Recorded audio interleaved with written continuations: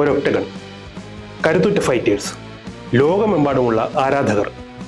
ഇന്ന് നമ്മൾ പറയുന്നത് UFC എന്ന പ്രതിഭാസത്തിന്റെ ചരിത്രത്തെക്കുറിച്ചാണ്. ഒരു പരീക്ഷണത്തിൽ നിന്ന് ലോകത്തിലെ ഏറ്റവും വലിയ യുദ്ധകലാ മത്സരമായി മാറിയ UFCയുടെ യാത്ര എങ്ങനെയാണ്? ആദ്യത്തെ മത്സരം മുതൽ ലോക ചാമ്പ്യന്മാർ വരെ ഒരു യുദ്ധകലാ പരിണാമത്തിന്റെ കഥ ഇതാ നിങ്ങൾക്കായി.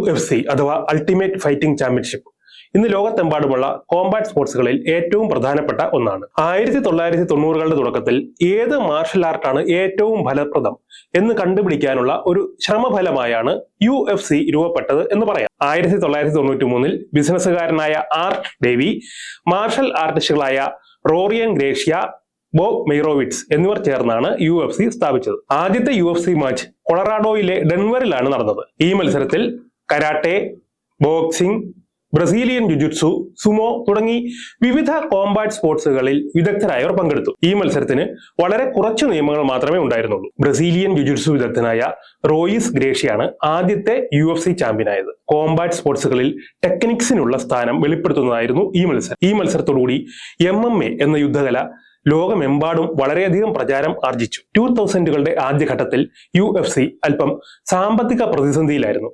എന്നാൽ ഫെർട്ടിറ്റ ബ്രദേഴ്സും ഡാന വെയ്റ്റും ചേർന്ന് 2001 UFCയെ വാങ്ങിച്ചു. ഇവരുടെ നേതൃത്വത്തിൽ കൂടുതൽ വെയ്റ്റ് ക്ലാസുകളും കൂടുതൽ നിയമങ്ങളും UFCയിൽ കൊണ്ടുവന്നു. അങ്ങനെ UFC ലോക പ്രശസ്തമായ ഒരു കോമ്പാറ്റ് സ്പോർട്സ് സംഘടനയായി മാറി. ഇന്ന് UFC ലോകത്തിലെ ഏറ്റവും മികച്ച യുദ്ധകലാകാരന്മാരെ ഒരുമിപ്പിക്കുന്ന മുഖ്യ മത്സരമാണ്.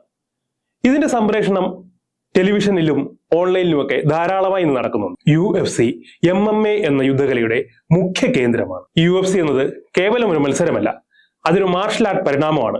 UFCയുടെ ചരിത്രം പഠിക്കുമ്പോൾ മാർഷൽ ആർട്ടിന്റെ ചരിത്രവും പരിണാമവും വളർച്ചയും എല്ലാം നമുക്ക് മനസ്സിലാക്കാൻ സാധിക്കും. വീണ്ടും അടുത്ത എപ്പിസോഡിൽ കാണാം.